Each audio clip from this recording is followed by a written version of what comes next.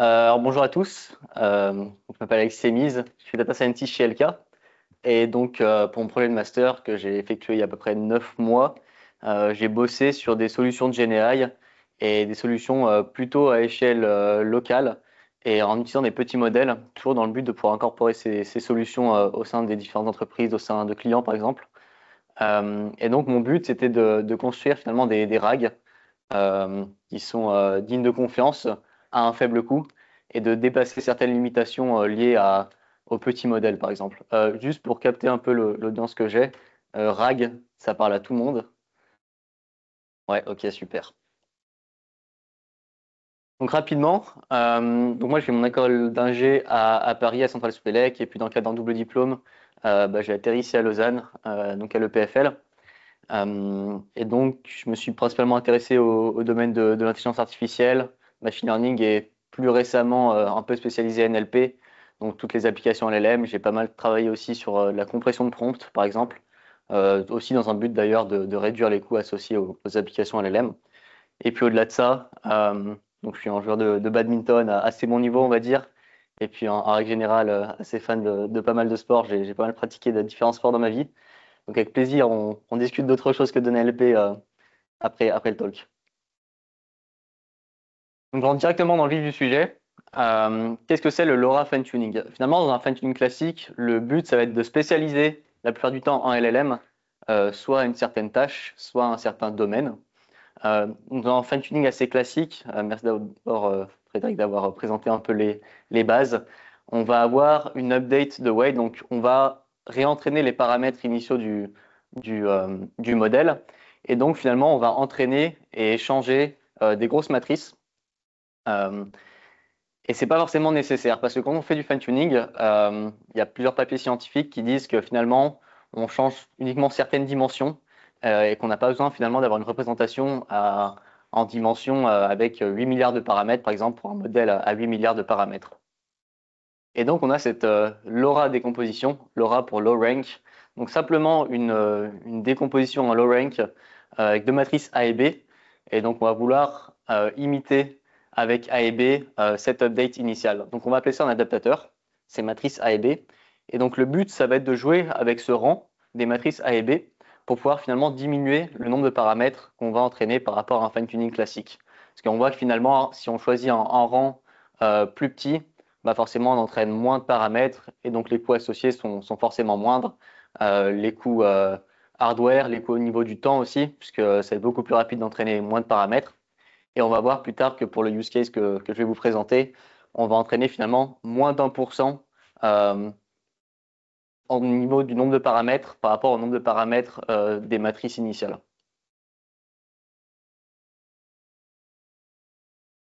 Donc, le projet sur lequel j'ai travaillé, il s'inscrit dans un certain contexte. C'est que les solutions LLM actuelles, une première part, elles sont très chères. La plupart sont basées sur des énormes modèles et puis aisément des modèles OpenAI la plupart du temps, donc des gros GPT-4 qui sont pas forcément utiles, ou en tout cas qui sont très chers. Quand on pense à Azure OpenAI, AWS et tous ces providers cloud, c'est pas forcément nécessaire souvent. Euh, Ensuite, il y a la problématique de confidentialité qui se pose.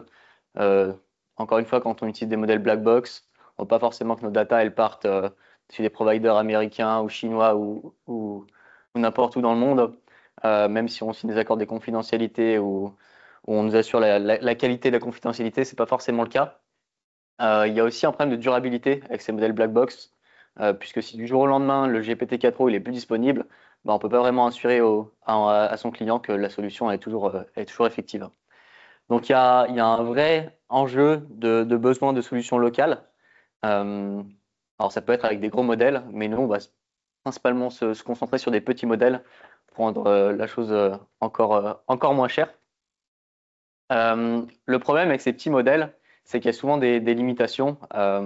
C'est Frédéric, tu as parlé de GPT-4o ou alors de modèles un peu plus petits comme DeepSeek. DeepSeek, ça fonctionne très bien, par exemple, mais ça a quand même certaines limitations. C'est pour ça que dès qu'on veut des gros modèles, on utilise plus du GPT-4o pour des grosses tâches. Euh, donc il y a un enjeu au niveau des hallucinations sur ces petits modèles la plupart du temps. Je pense qu'on a tous essayé avec ChatGPT de le torturer et de lui faire dire un peu ce qu'on voulait. Et globalement, il est souvent un peu compliant avec nous. On arrive à lui faire dire un peu ce qu'on veut, même s'il dit beaucoup de bêtises. Donc, il y a ces trois axes d'amélioration sur les solutions génériques actuelles.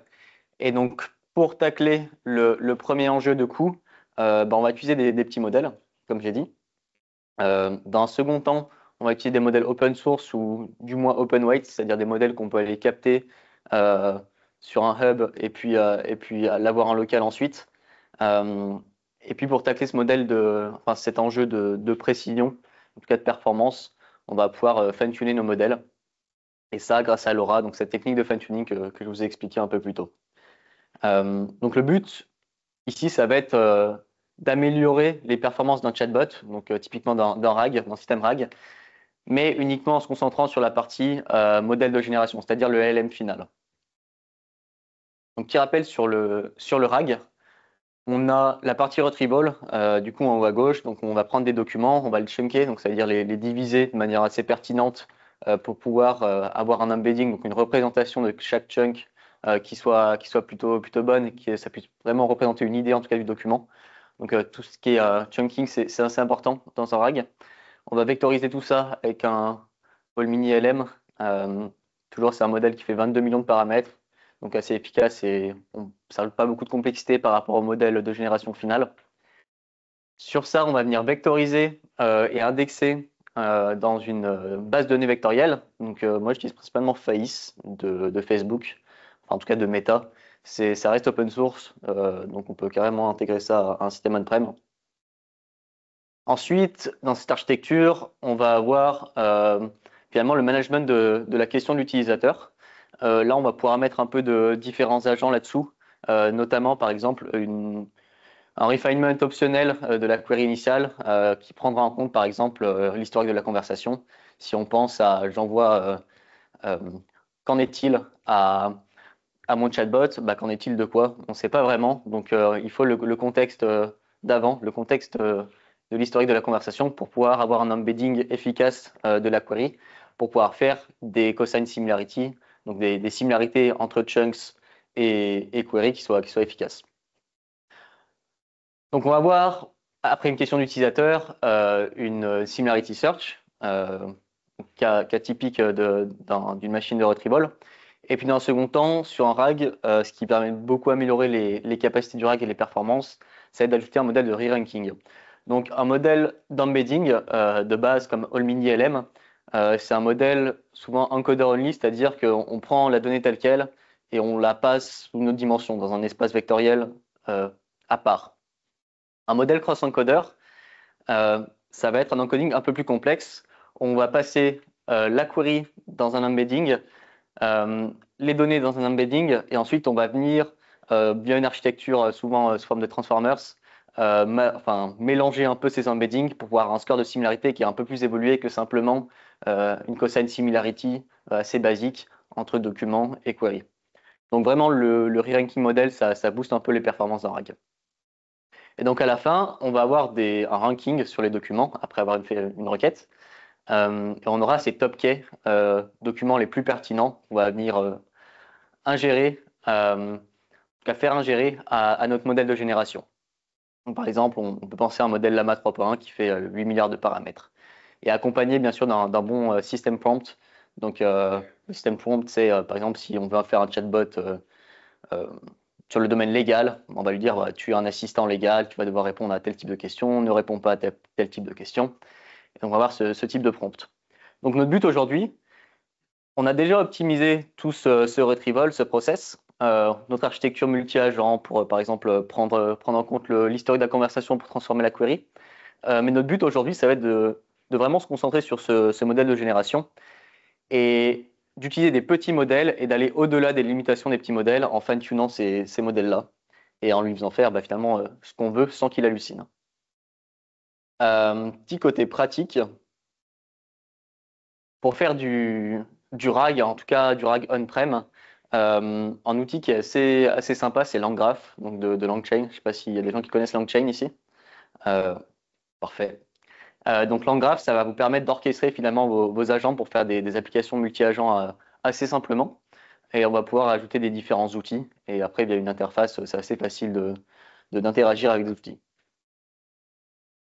Première slide, code.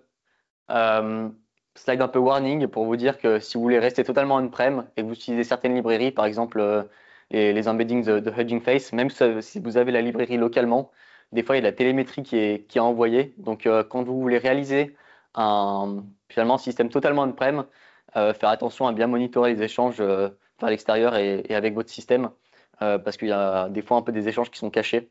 Donc faire attention à monitorer tout ça. Par exemple, là, je vais dû recréer ma classe d'embedding, rien de sorcier là-dessus. Ensuite, il va falloir créer sa base de données vectorielle, donc une fonction qui va prendre les documents et puis les chunker, et puis ensuite tout ce qui va être vectorisation, donc avec Faiz, ça tient en une ligne de code. Je ne vais pas trop m'attarder là-dessus, c'est juste pour vous montrer que ça peut être très très rapide. Maintenant, on va venir intégrer notre modèle de re-ranking. Donc, on a notre base de données vectorielle juste là. Et directement, toujours en une seule ligne, on va pouvoir créer un retriever qui va pouvoir être utilisé pour faire de la cosine similarity. Et on va finalement l'améliorer en rajoutant du re-ranking. Et donc, moi, j'utilise Flush Re-rank qui est intégré directement dans LangChain. C'est vrai que dans LangChain, puis du coup LangGraph, il y a pas mal d'intégrations avec différents modules, avec Hugging Face, avec plein de librairies. Donc, je recommande. C'est assez facilement utilisable et en tout cas on peut intégrer pas mal de paramètres. Et donc en deux lignes de code, on a notre modèle de re-ranking, en sachant bien sûr que ce modèle MS Marco Mini LM, c'est ce cross-encoder dont je vous ai parlé tout à l'heure. En fait, on va le download en local avant, histoire qu'on n'ait pas à chercher un modèle sur un hub à chaque fois qu'on veut faire de l'inférence. Et donc maintenant, on rentre dans le vif du sujet, le RAG. Donc on avait notre graphe tout à l'heure, un peu amélioré avec du multi-agent là-dedans. Donc on va venir dans un premier temps chercher à savoir si la requête de l'utilisateur nécessite une étape de retrieval. Donc, par exemple, si j'envoie bonjour à mon chatbot, d'ailleurs c'est beaucoup le cas, les utilisations de chatbot elles sont un peu inutiles la plupart du temps. Il n'y a pas besoin de faire du retrieval et d'aller taper dans la base de données. Donc on va déjà mettre en place un premier agent qui va checker s'il y a besoin de faire du retrieval. Donc ça va être caché dans la fonction query or respond. Et donc finalement, un peu toutes les actions et tous les points, les étapes intermédiaires dans le graphe vont être juste définis par des fonctions. Alors, je n'ai pas mis bien sûr le content des fonctions, mais c'est pas sorcier, juste il faut savoir ce que nos fonctions font. On va pouvoir utiliser des outils. Donc les outils, ça va être les actions un peu facultatives. Dans le cadre où il y a besoin de retrieval, on va appeler l'outil qui s'appelle retrieve ici. Et donc, on va passer par différentes phases entre le query or respond, le retrieval, le generate, on va vraiment générer la réponse avec le LLM. Donc, c'est là où vraiment le modèle, le LLM va intervenir. Et à la fin, on va vouloir résumer la conversation pour pouvoir garder en mémoire finalement les éléments les plus pertinents plutôt que de stacker la mémoire encore et encore. On se souvient qu'on veut garder les coûts assez bas. Donc, on peut ajouter je dirais pas un agent, mais en tout cas une étape avec un agent qui n'est pas forcément le même que le Generation Model, donc avec un LM différent qui va venir résumer cette conversation, et ensuite ça boucle. Et donc cette boucle, finalement, on va juste créer un graphe avec un point d'entrée qui va être notre query or respond. On va chercher à savoir quoi faire de cette query. Ensuite, on va ajouter différents nœuds qui vont être les différentes actions. Et puis, on va venir ajouter des liens qui sont facultatifs ou non. Par exemple, entre le tool retrieve et le generate. Et puis ensuite, on va ajouter des liens entre guillemets sûrs, par exemple entre le generate et puis le summarize conversation. Là, on est sûr qu'il faut faire cette étape-là. Et donc, c'était pas pour vous inonder de code que je vous présentais de ça, c'était juste pour vous dire qu'avec LangGraph, on peut faire des architectures multi-agents assez facilement qui tiennent en quelques lignes de code. Et donc maintenant, je vais vous présenter un use case, qui est le use case principal sur lequel j'ai travaillé pendant mon projet de master. Qui est de réaliser un chatbot qu'on a appelé Corporate IT. Donc il y avait chez LK un besoin d'avoir un chatbot qui puisse assister l'équipe IT, donc le service desk, pour pouvoir répondre aux questions qui sont bien documentées et aux questions un peu inutiles ou redondantes des différents employés d'LK. Donc on a cet espace Confluence qui va être notre base de données avec des pages plutôt textuelles. Il y avait quelques images, mais on ne s'est pas embarrassé avec ça parce que ça ne représentait pas la plupart des documents et pas finalement les questions principales des utilisateurs.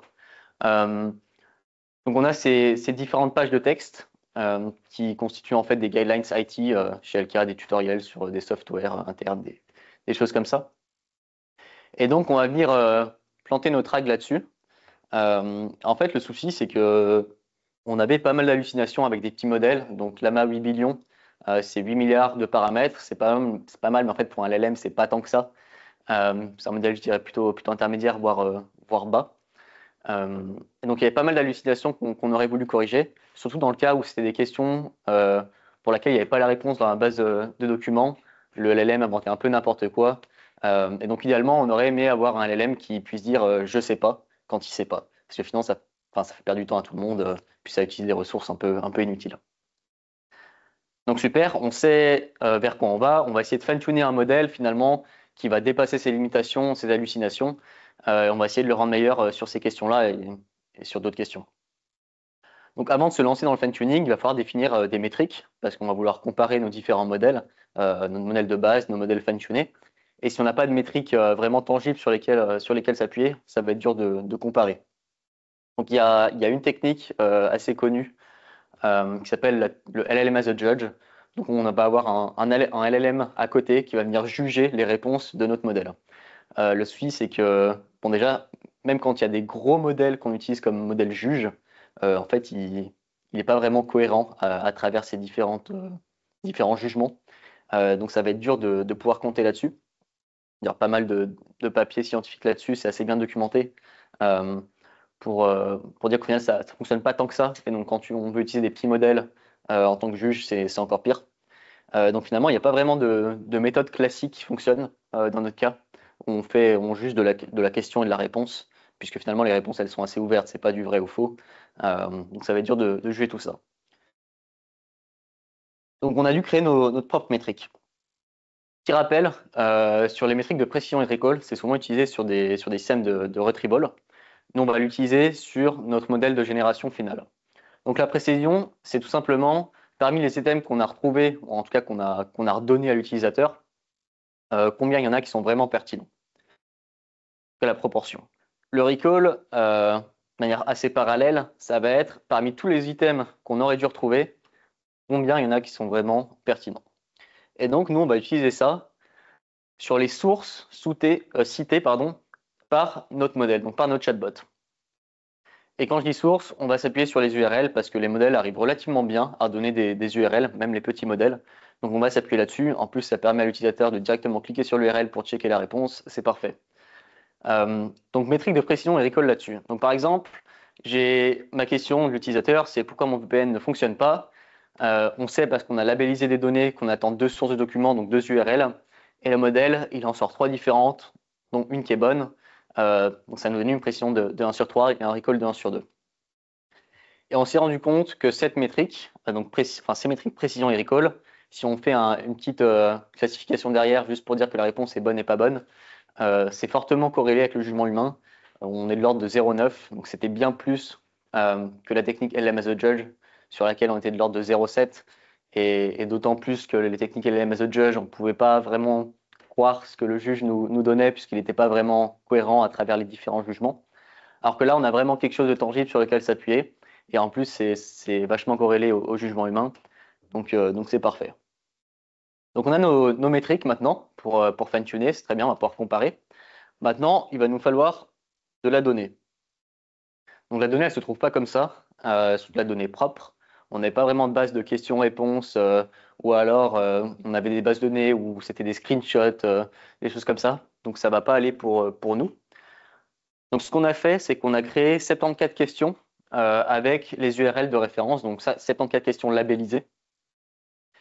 On a essayé, en tout cas, de refléter le comportement type d'un utilisateur qui va poser des questions inutiles, donc pour lesquelles il n'y a pas de réponse, des questions de complexité un peu plus élevée qui nécessitent une source, 2 sources, 3 sources. On n'est pas allé au-delà de 3 sources, mais en tout cas, on a essayé de chercher des questions qui puissent être posées vraiment au chatbot par un utilisateur.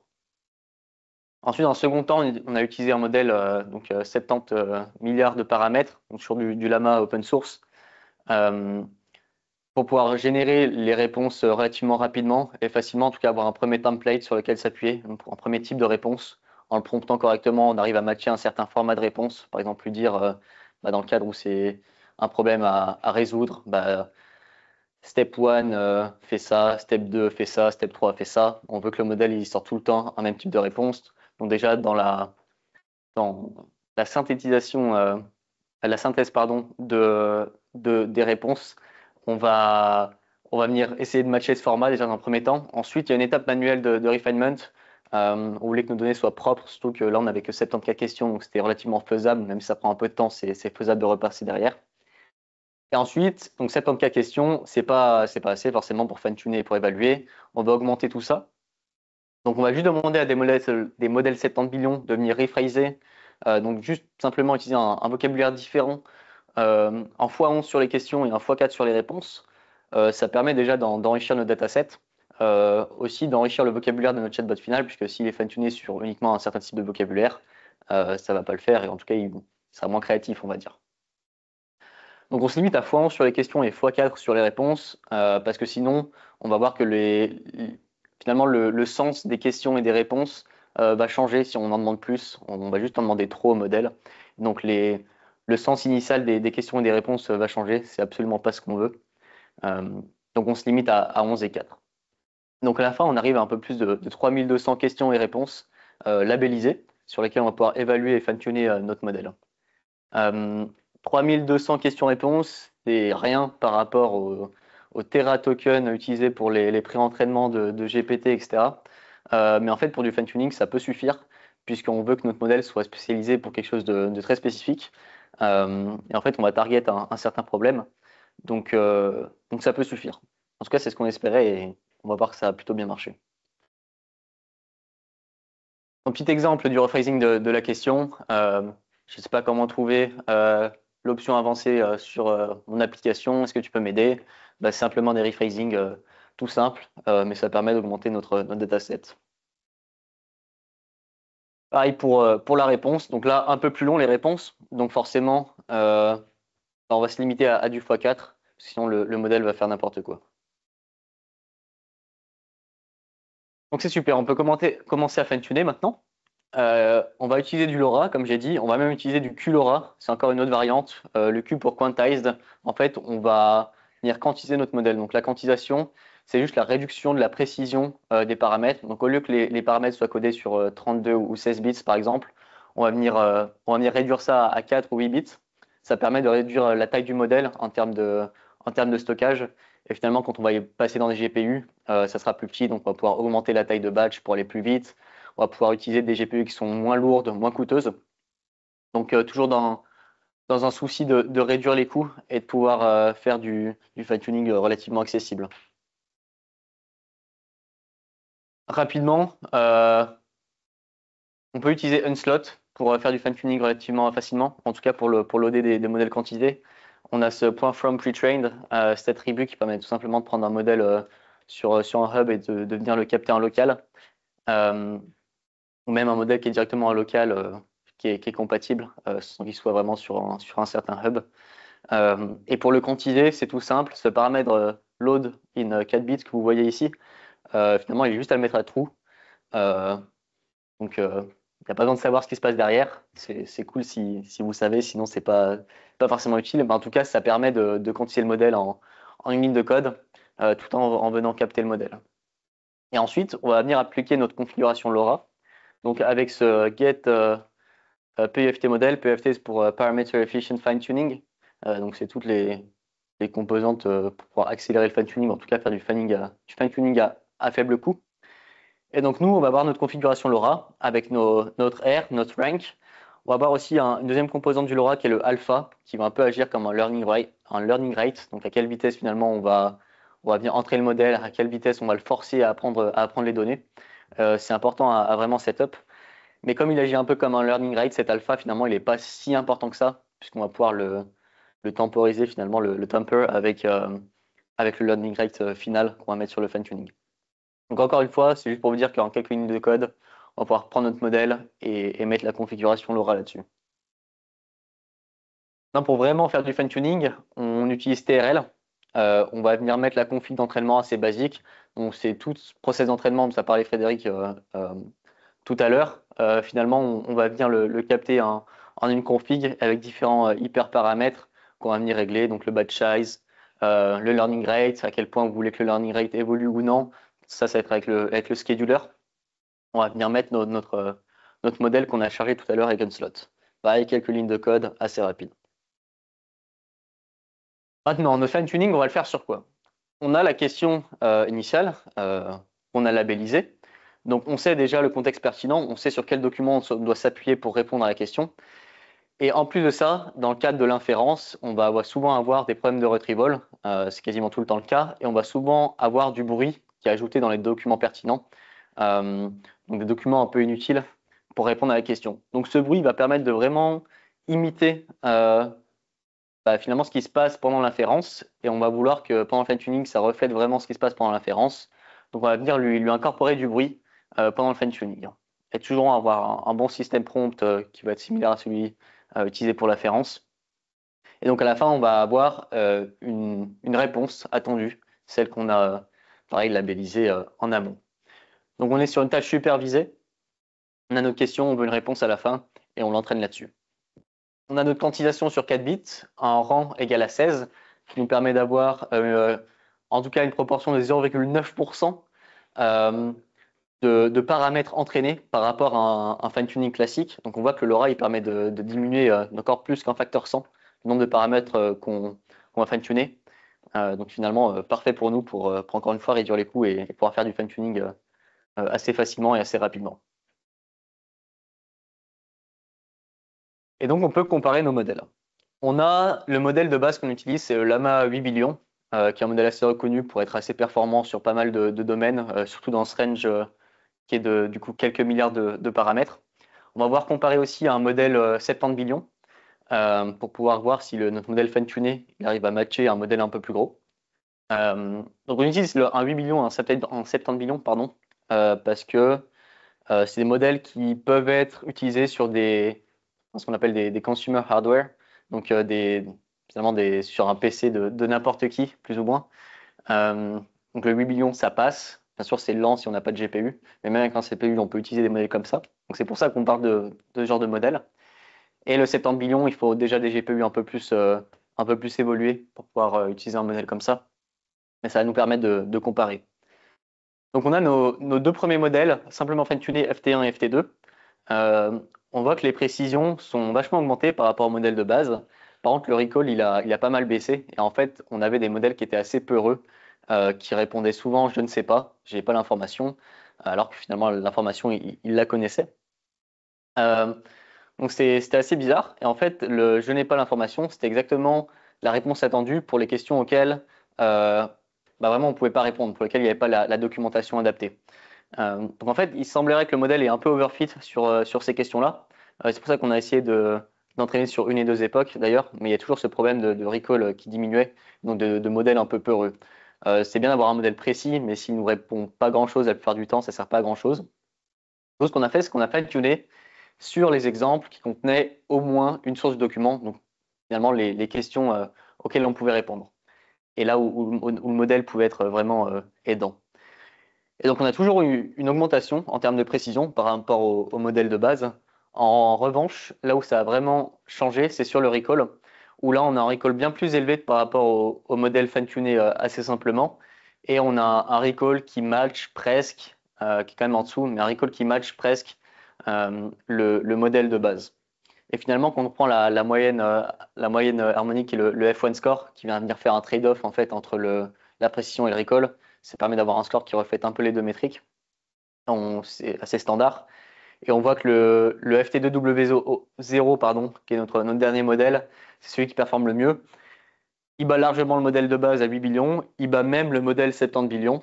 Donc ça nous fait dire que c'est le meilleur et qu'en tout cas on s'est bien amélioré là-dessus. Maintenant, le souci, c'est qu'on prend des précisions et des recalls, si vous vous souvenez de la slide d'avant, sur un subset assez fin de nombre de sources. Par là, j'entends que finalement, le modèle, il ne va pas balancer 15 000 sources dans sa réponse. Donc, le nombre de sources bonnes pour une question il est assez limité. Il est entre 0 et 3. Et le nombre de sources balancées par le modèle, ça va être maximum 3, allez 4. Mais donc finalement, par exemple, pour le recall, on va avoir des recalls de 0 sur 4, 1 sur 4, 2 sur 4, 3 sur 4, 4 sur 4. Mais finalement, c'est distribué de manière assez discrète. Euh, donc finalement, prendre les moyennes, c'est peut-être pas si tangible que ça, et ça nous informe pas forcément du comportement réel du modèle. Je prends l'exemple d'un modèle qui aurait un recall de 0 pour la moitié des questions et de 1 pour la moitié des questions, il va avoir une moyenne de 0,5. Euh, Tandis qu'un modèle qui aurait un recall de 0,5 à chaque fois, il aura aussi une moyenne de 0,5, et pourtant c'est deux comportements très différents, puisque dans un premier cas, on va avoir un modèle qui va être très efficace la moitié du temps, mais pas du tout l'autre moitié du temps. Et dans le deuxième cas, on va avoir un modèle qui est partiellement correct tout le temps. Donc c'est deux comportements très différents qu'il va falloir appréhender. Et ces métriques, elles n'en tiennent pas vraiment compte. Euh, donc on a dû avoir une deuxième métrique entre les mains qui soit plus interprétable. Alors, elle va toujours être basée sur ce recall, cette précision, parce qu'on a vu que c'était assez bien corrélé avec le jugement humain. Et donc, on va performer une classification assez classique. On va classifier une réponse comme étant mauvaise s'il y a plus de sources non pertinentes que de sources pertinentes données par le LLM.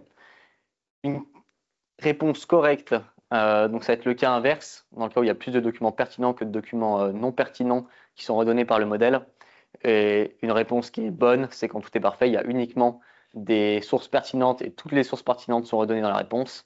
Donc on voit qu'une réponse bonne est aussi une réponse correcte. Donc il y a une sorte d'inclusivité là-dedans.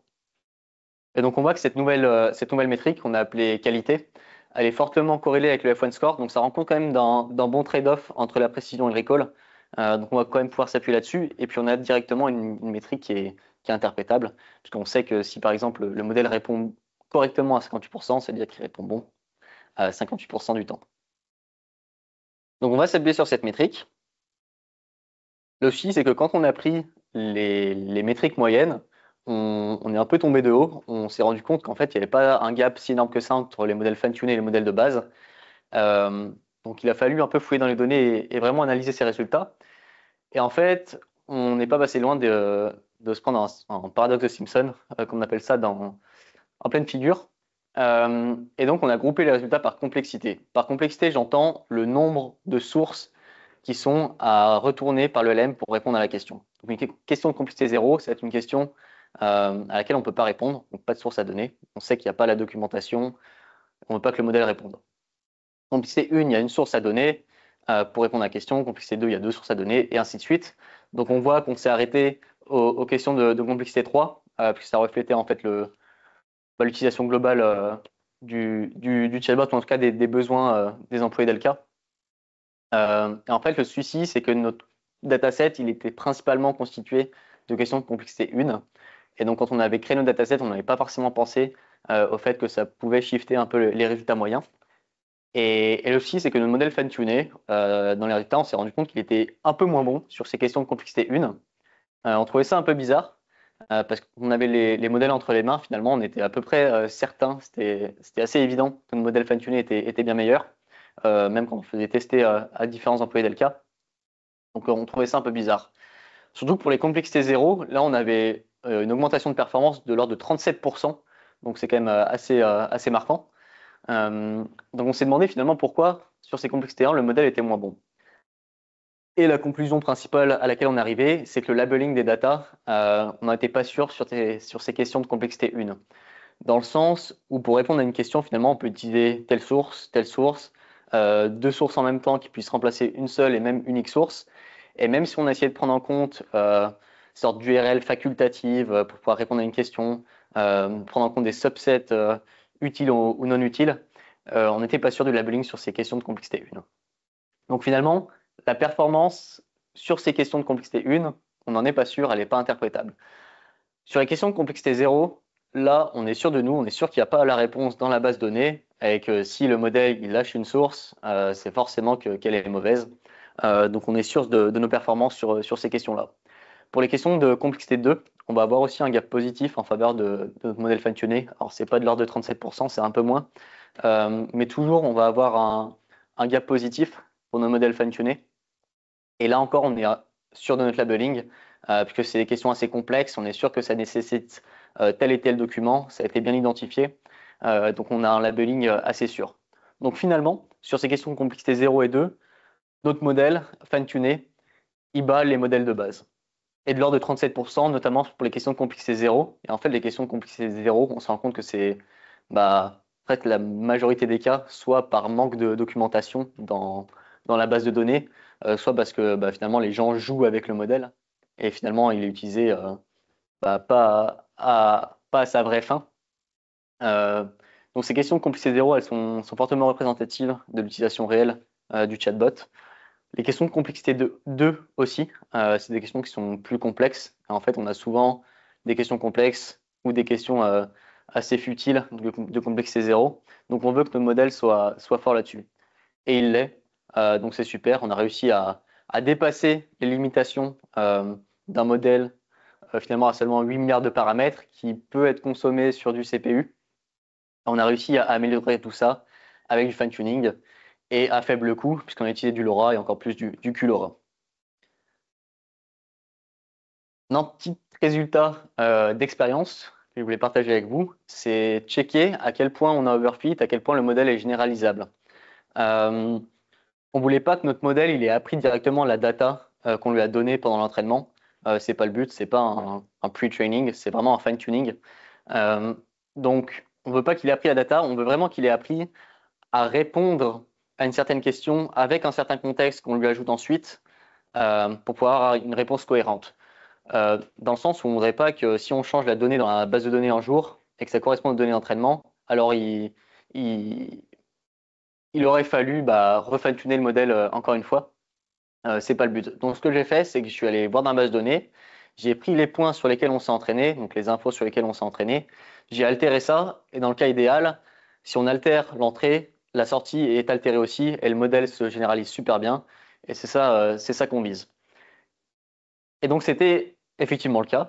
On a altéré la base de données, les réponses étaient altérées. Donc c'est super, ça veut dire que le modèle n'a pas overfit sur les données et on l'a bien entraîné finalement à répondre, à pas halluciner, donc à répondre à partir d'un contexte extérieur. C'est le cas typique du RAG. On l'apprend à répondre avec un contexte extérieur et à pas halluciner de manière générale plutôt que d'apprendre la donnée qui est dans la base de données. Deuxième point de généralisation, on a utilisé des URL et pour ça on a utilisé bien sûr un template qui fonctionne pour notre base de données. Si on veut que le modèle se généralise à d'autres sources, il faut aussi qu'il puisse être capable de recracher d'autres URL, donc d'autres types. Et on voit que ça fonctionnait parfaitement bien, mais avec des URL complètement nonsense, où on écrivait un peu n'importe quoi, ça fonctionnait toujours bien. Donc on peut toujours aller chercher des documents d'une source complètement loufoque ou complètement extérieure. Euh, donc c'est un deuxième point de généralisation qui était assez important. Alors, un troisième point qu'on n'a pas eu le temps de tester, c'est voir à quel point le modèle qu'on a fine-tuné, en tout cas dans un contexte IT, il peut être réutilisé dans un contexte, par exemple, légal, donc dans un contexte complètement différent. On va faire un chatbot sur les lois du canton du Valais, par exemple. À quel point on peut réutiliser ce modèle. Est-ce qu'on l'a entraîné à pas halluciner vraiment sur le contexte IT ou est-ce qu'on l'a entraîné à pas halluciner de manière globale? Ça serait super si c'était de manière globale. Euh, J'en doute fortement, honnêtement, euh, mais c'est à tester. Ça pourrait ouvrir des portes, ou en tout cas, on peut potentiellement faire du fine-tuning un peu différent, ou en tout cas un peu moindre potentiellement si on veut juste l'adapter à un domaine différent, sans avoir à le réentraîner, à pas halluciner, ou en tout cas ou à être fort sur ces questions de complexité zéro, par exemple. Donc finalement, on a vu qu'on pouvait construire des applications de GenAI assez simplement et dignes de confiance. Et encore plus avec cette métrique où on se basait sur les URL, où l'utilisateur il pouvait directement aller checker la réponse en cliquant sur l'URL. Donc c'est un template finalement qui peut facilement être utilisé dans un contexte corporate, en tout cas chez un client qui veut du chatbot on-prem. Euh, donc aussi important pour le fine-tuning, pour dépasser ces limitations des petits modèles, le fine-tuning, important la qualité de la data. C'est pas facile dans un contexte qui est assez spécifique de créer de la data. Donc toujours être un peu attentif à comment on la crée, si ça reflète vraiment l'utilisation finale, en tout cas comment on analyse les résultats. Pour analyser des résultats, il nous faut des métriques. Donc aussi bien d'avoir des métriques pour fine-tuner. C'est vraiment pas évident, c'est encore un sujet de recherche très ouvert et, et qui est pas mal débattu. Avoir des métriques assez stables et assez robustes pour pouvoir faire justement de la question-réponse, c'est vraiment pas facile. Donc arriver avec une métrique assez stable et assez robuste, en tout cas qui est pas mal corrélée avec le jugement humain, c'est pas facile. Et c'est un des gros enjeux quand on fine-tune un modèle. Donc en ce moment, le modèle final qu'on a fine-tuné, il est déployé chez LK et donc il sert un peu plus de 2000 employés au jour le jour. Donc finalement, le take-out de Stoke, c'est vraiment dire qu'avec du RAG assez classique, si on rajoute du fine-tuning et sur du petit modèle, on peut réussir à faire des solutions GenAI à relativement faible coût euh, et en plus digne de confiance avec le fine-tuning qui vient augmenter les performances du système. Donc merci pour votre écoute. N'hésitez pas si vous avez des questions.